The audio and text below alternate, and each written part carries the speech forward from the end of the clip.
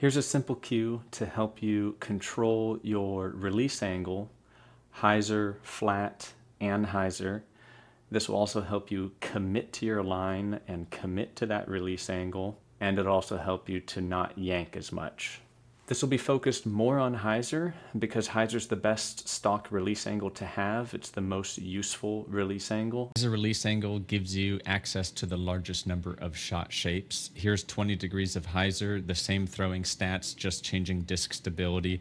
Look at the right side there. You can cover the whole right side of the field and the whole left side of the field just from Hyzer. You can even throw rollers from Hyzer. I checked in a Pro Tour tournament, lead card, final round, all 18 holes, backhand tee shots only, and 85% of them were released on some amount of Hyzer. Also, the straightest flying shot is a Hyzer flip, and usually the most consistent shot for distance control to get to the desired landing zone is a Hyzer the whole way if you have the distance for it. And I'll also go into some more cues to help with this with more detail after the simple cue and example throws. All right, so the simple cue is just focusing on swinging your forearm away from your chest and focusing on feeling where your forearm is swinging towards. So usually we call where we're aiming 12 o'clock, and then in the power pocket, your chest is facing 9 o'clock and you're swinging away from your chest. And by the time elbow is mostly opened, the hit happens here around 10:30 o'clock. At this point, the back of my hand is facing 12 o'clock, which is why the disc rotates out and goes towards 12 o'clock here in my case, a little bit to the left of the basket because I'm standing closer to the wall here. So first of all, swinging the forearm away from the chest rather than trying to drag it towards the target, towards 12 o'clock, is going to help you stop yanking and commit to this hit point at 10:30 o'clock. Next, this can help you to stop turning your head forward and leading with your head, which is bad for so many reasons. Because we're going to feel like we're swinging away from our chest, swinging the forearm, start swinging towards 9 o'clock, and I'm looking towards 9 o'clock, and then it ends up getting to that 10:30 o'clock hit. So this helps my head stay behind and not leading with my head, which makes a lot of people yank over into Annie. So you'll see a lot of pros, they're looking towards 12 o'clock. Then as they start coiling, they can't keep looking there, so their head turns. Now they're looking out to the side, kind of towards 9 o'clock or a little bit back. And then you see here, as they rotate, their arms swinging and their head is not turning forward. So feeling like we're swinging out towards 9 o'clock helps with that and ends up making the hit go towards 10 o'clock as the forearm keeps swinging. This will also help you stay a little bit more closed, which as you rotate, the rotational power then transfer into the arm instead of just continuing to spin. With that in mind, for a flat release angle, 0 degrees Hyzer, we want our chest to be more up. We don't want to be sticking it out like this though. I want to be more rounded like this, but the chest is up and I'm just swinging parallel to the ground, just swinging straight out away from my chest towards whatever is here. Could be, a wall in the distance, some trees, a hill, anything. Whatever I see there, that's what I'm going to look at. But I'm looking at 12, my target, as I'm running up. Then when I can't keep looking at it, I'm now looking at here and imagining there's a line down this wall, and that's where my pull through line, and I'm swinging out onto that pull through line, and that's helping me commit to the line while also committing to a flat 0 degree release angle. So now for Hyzer, when you're in Hyzer posture, without lowering your elbow, your upper body gets angled down. So now I'm swinging lower on this wall here, and if there was no wall, then I'd be seeing the ground. Since I'm leaned forward, my eyes are now seeing the ground instead of seeing out, towards the sky or whatever's out there. So now I'm going to do the same thing, except instead of imagining my forearm is kind of slicing through this line here, I'm going to imagine there's a line down here as I am looking towards the target as I'm running up, and then I start coiling. I'm trying to reach back on this line here, and now feel like my forearm is swinging through that line, 9 o'clock, and boom, now I'm on Hyzer. If I want even more Hyzer, feel like my forearm is swinging more towards the ground, The more hyzer, the closer towards your feet you're going to feel like your forearm is swinging. The more you have to hinge to lower the elbow without actually lowering the elbow. So this is lowering the elbow with elbow dip, or like this, and this is lowering the elbow with posture, but my elbow is still up. So then for Annie, it's just the opposite of hyzer. I'm leaning more back and seeing a line that's higher up here.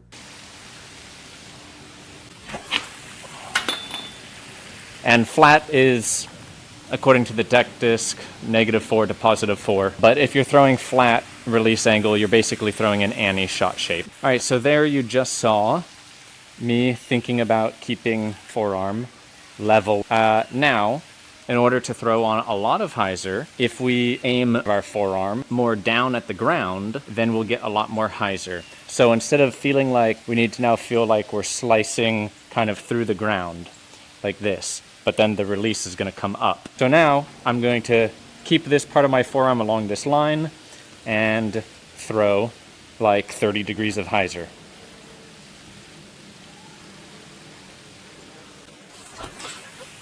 All right, if I want to cut that hyzer in half, instead of aiming my forearm on this line, I'm not going to aim it at this line either because that's too far out. I'm going to pretend there's a line in the middle here, standing in the same spot.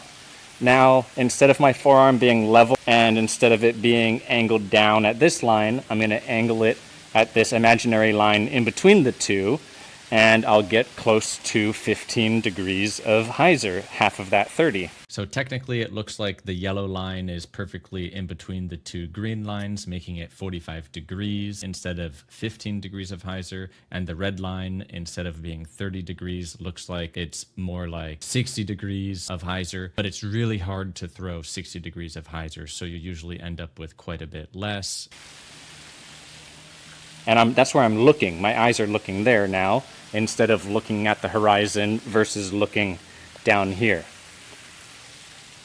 Okay, 15 degrees.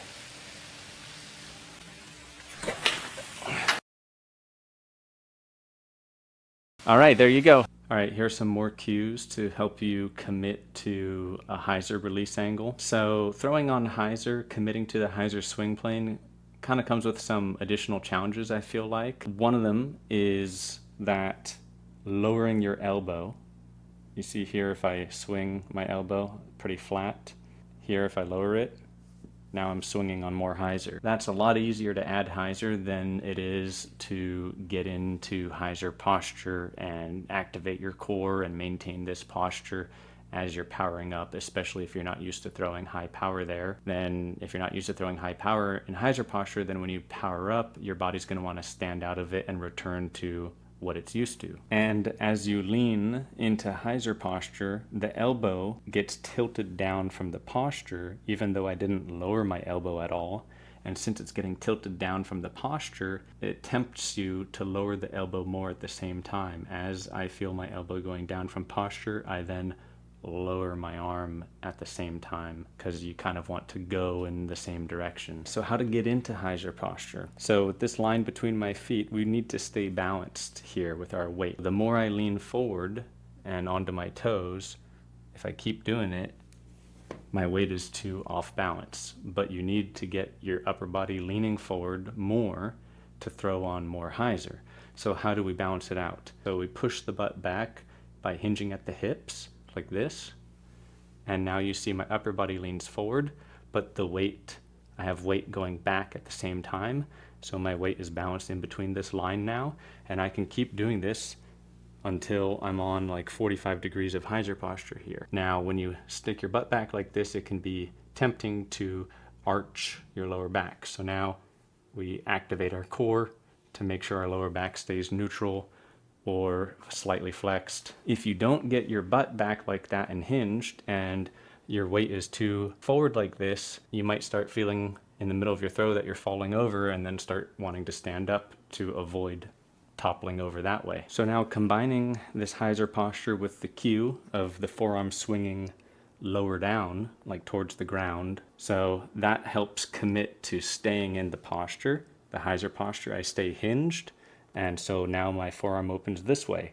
So now I actually feel like I'm swinging here on the wall, or if the wall wasn't here, eventually my eyes are going to meet the ground. And so it actually does feel like, if my arm was longer, like I'd be slicing it through the ground. And this could also be another reason why people want to stand up. It feels weird to be swinging towards the ground because you want to be throwing upwards. And that's something you got to get used to in Hyzer posture and Hyzer swing plane. Is there's more up and down action in the Hyzer swing plane naturally. So for example, as I reach back like this, as I come down like this, my elbow's coming down, the elbow's opening, the disc is coming down towards the ground. But then here, as I start getting to the hit, it's now coming back up again. So you have to trust that you're not going to just swing it into the ground, even though it feels like it, because right at the end, you start coming back up again. And so this is why Hyzer or late releases are very easy to throw too high and early releases are too low. I actually have to aim a little bit lower on Hyzer than where I want to, because at the end it naturally wants to swing up. Whereas on flat, if I'm aiming at the particular height, if I'm releasing late, it's more right. A late release isn't adding height. When I'm throwing a lower Hyzer flip, I might be aiming like at the ground like 100 feet in front of me, or 200 or something like that. And where I want the peak of my flight to be, I'm usually not aiming at that. I'm aiming a little bit below it. Unless I'm throwing like a spike Hyzer, like a really high spike Hyzer, then I'm generally aiming where I want it, how high I want it to be. All right, another cue to help commit to the Hyzer posture. When you start standing out of Hyzer, it's kind of, easy and logical to fall in the habit of, well, let me just exaggerate the Hyzer posture even more. But sometimes that doesn't work because you're still tempted to just stand out of it. So instead of thinking about that, I've found it more helpful to think about my rear leg as a counterbalance. Since you get off of your weight off of your rear leg, you're now having to balance all in the front leg. And if you're leaning forward, like with more exaggeration, then you might, be off balance here and wanting to stand up to be more balanced and not feel so top heavy. So the more you lean forward like that, the more you need your rear leg to be back further to counterbalance you once your weight is off of that rear leg. Everybody knows this intuitively, pretty much. If you try to reach and grab something off the ground in front of you without stepping forward, I'm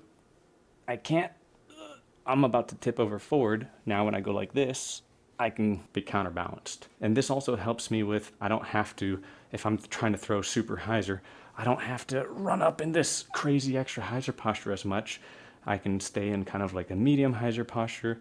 And then as I get my weight off my rear leg, now I can bring that rear leg back and sink into deeper Hyzer posture to get that extra Hyzer and stay committed to it. All right, next, understanding more about the Hyzer posture and how it works with coiling and pulling through.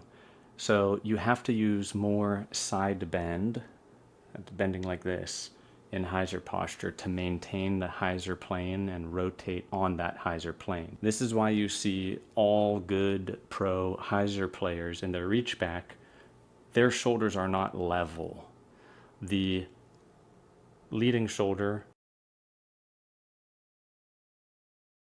is always lower. That's what makes the Hyzer plane. My shoulder angle here is on the amount of Hyzer that I'm throwing roughly. All right, so this is what we're trying to do with our shoulder plane and the side bend or not.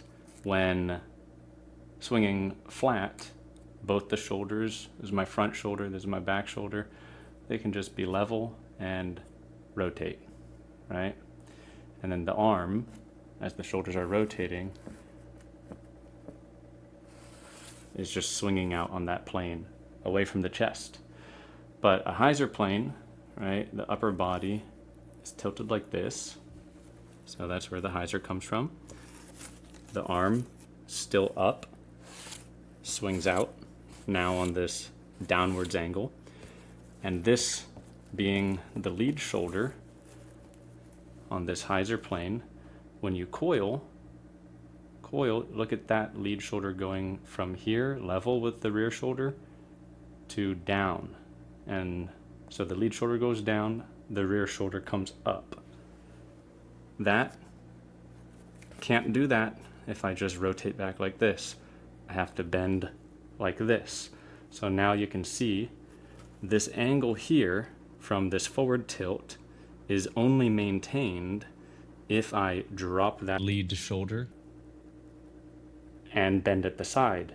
If I didn't bend at the side, then I'm just coiling on this flat plane. So now as I coil on a Hyzer plane, what I'm thinking about doing is dropping this lead shoulder with side bend as I'm twisting back. And now you'll see that since this lead shoulder's dropped, as the elbow opens, feels like I'm reaching downwards, even though my shoulder is staying at the same height, compared to on a flat plane as I coil, it just feels like my elbow is opening outwards. And on this Hyzer plane, a lot of people get confused and see pros and think they're swooping when they're actually just swinging on a Hyzer plane. Because look, the lead shoulder goes down during the coil, and now the lead shoulder is now going to come back up, and the rear shoulder is coming down now to continue swinging up. So there's a natural down motion when I swing on this Hyzer. If I keep my arm extended, you could see it very clearly. Down, and now back up. But to me, that's not swooping. Swooping is when you, as you're swinging, you lower your arm and swoop your arm. With Hyzer, you're using your body to create this down up Hyzer swing plane. so that your arm can just do the same type of swing it's normally doing and stay in the same position and slot that it's normally in. So now going back to the wall, it may make more sense to imagine this plane you're on, right, is intersecting with the wall, or if it goes on forever, it's intersecting with whatever's out there in the distance on a flat swing plane. And on a Hyzer swing plane, it's intersecting lower here, and on even more Hyzer, intersecting even lower.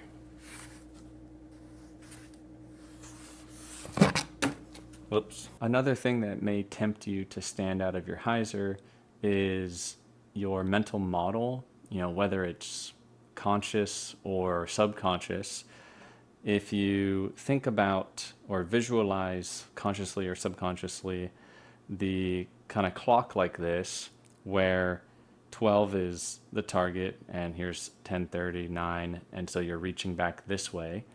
Well, on Hyzer, 12 stays in the same place, but if you're going to think about a clock, you should think about the clock being tilted.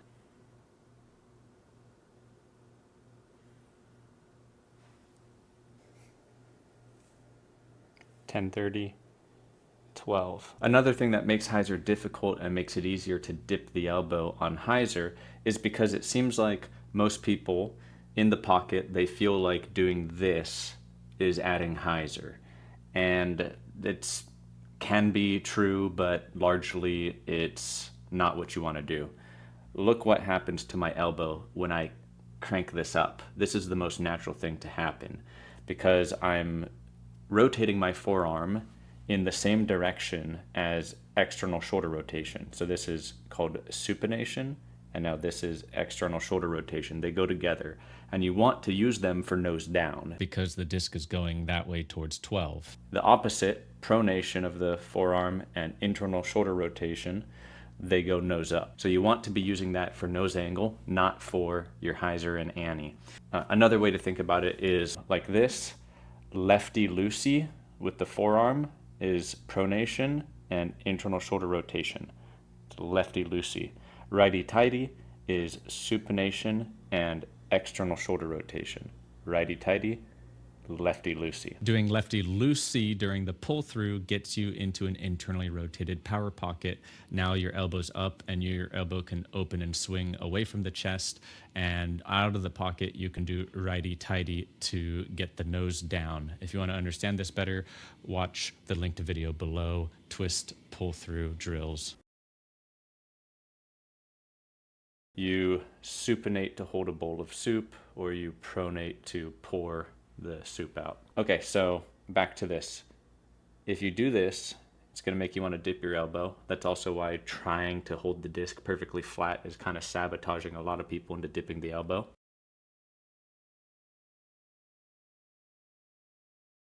If you dip the elbow, now, yes, you can add hyzer by doing this, but your elbow's now dipped, and you can't rotate like this and swing your elbow like this. It's not aligned. So you'd have to now start to rotate like this so that you can swing like this. But that's going to be a ton of hyzer. The only time you should really be doing that is if you've got something blocking your space and you can't swing here, and your only option if you want to power up is to throw on hyzer, and then you can throw something like flippy if you need it to go, you know, straight. So in this case, yes, it does add hyzer to do this, but you still need to, here, you still need to keep tilting it that way to get nose down hyzer, or if you tilt it that way, you're going to get nose up hyzer. And you can see this with the die here, right? Here, I'm on hyzer. Look at the line. The line's coming from this arm angle, which is coming from my body posture. It's already on hyzer. This is just nose up hyzer. If I tilt it, it's more nose neutral hyzer, really nose down hyzer. You could see the line here now is still on that hyzer angle. So you want to feel the hyzer as your posture. Everything's already swinging on hyzer. This disc orientation, you should not feel it as hyzer and hyzer. You should just feel it as this way helps you keep your elbow up. This way makes you dip your elbow. So you only want to do this way as you're coming out of the pocket, because now your elbow's extending and you don't have to worry about it dipping your elbow, and you can use it for nose down. And I'm just going to go like this and then turn it out of briefcase. Nose down hyzer. 1, 2,